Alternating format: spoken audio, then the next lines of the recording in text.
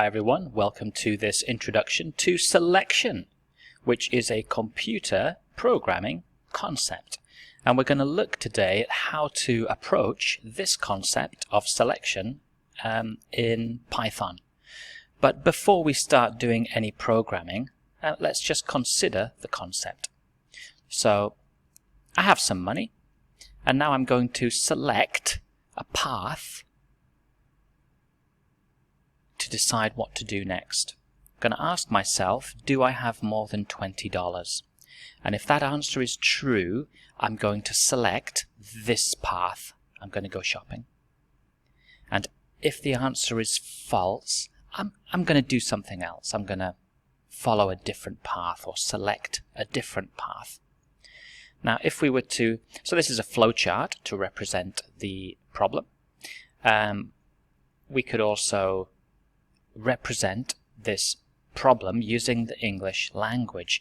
Now this looks like a program code, but it's not, I don't think anyway. It's just an idea written with keywords that look like program code. It's called pseudocode, and we'll be talking more about that later on.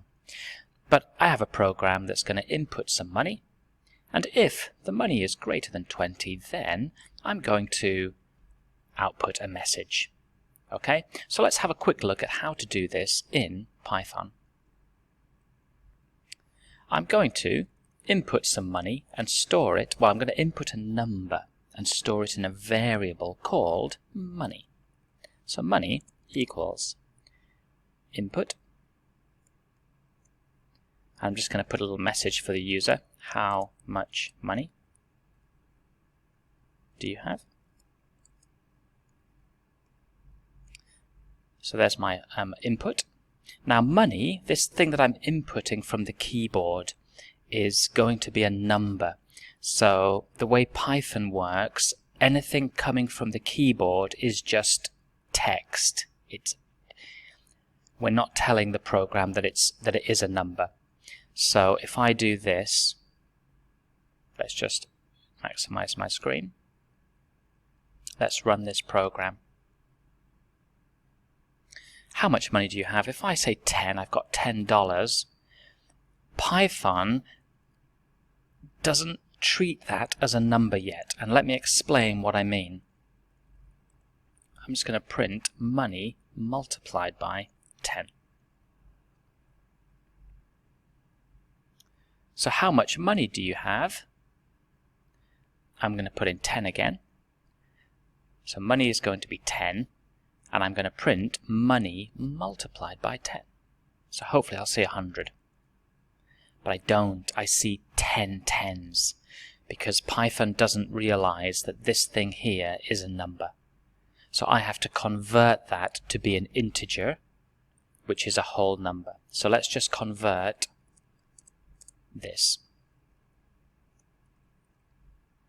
So the way that this works is everything to the right side of the equal sign is done first. This is done first.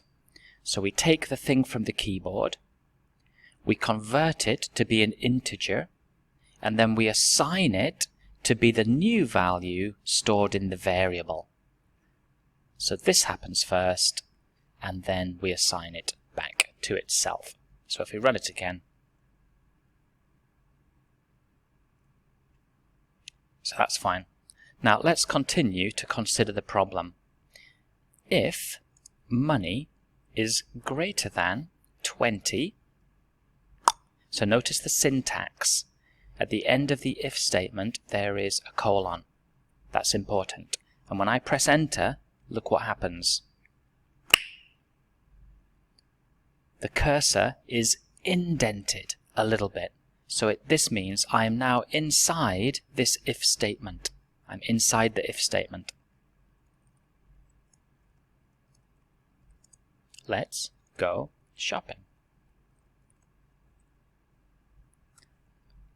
Look at the cursor. I'm still inside the if statement, but I don't want to be there anymore. I want to come out of the if statement, so I'm just going to go back. Good. I'm now out of the if statement. Let's just print a little message to say that it's the end of the program. So I'm going to input some money from the keyboard. I'm going to convert it to be a number. I'm going to check if it's greater than 20. And if that's true, if that condition is true, we'll do this. And then we're going to do this for sure, because it's not in the if statement. But if that is not true, we're not going to do the if code. We're just going to jump straight to end of program. So let's run it and see how this works. How much money do you have? Let's say I've got $40. So let's go shopping. That was printed, and then we came out, and that's the end of the program. Let's run it again. How much money do you have? $5.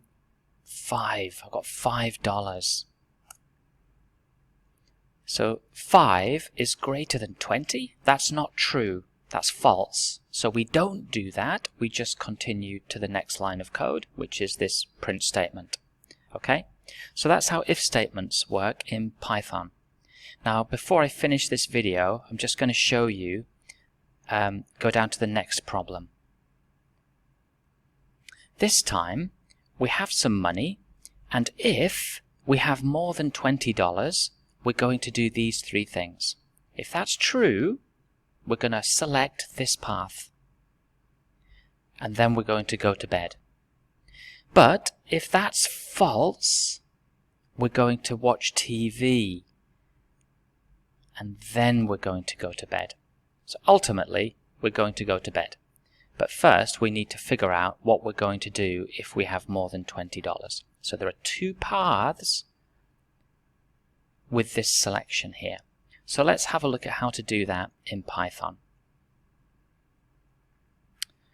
If money is greater than 20, which is here, if it's true, we're going to do these three things. So let's do that. We're going to print get a haircut. I'm going to print buy a hat. I'm going to print go to cinema. Whoops. So if money is greater than 20, we're going to do these three things. So that's that path there. Otherwise, if it's not true, otherwise. So in Python, the keyword is else, which means let's do something else instead, because that's not true. If that's not true, we'll do something else. Look at the indenting. Else print watch TV.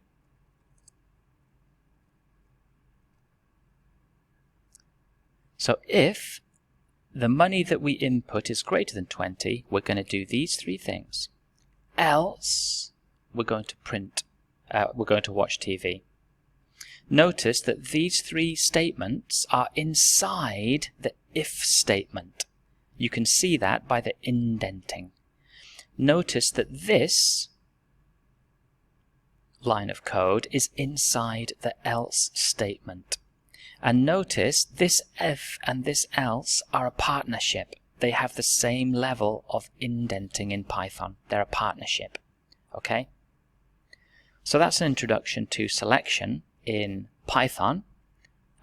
Let's just quickly run that program, and then you can have a go at the exercises. How much money do you have? 5. Watch TV. We're going to watch TV and then end of program. I think that was actually go to bed. Let's run it again. How much money do you have? I've got $100 in my pocket. So I'm going to get a haircut, I'm going to buy a hat, I'm going to go to the cinema, and then I'm going to go to bed. Okay.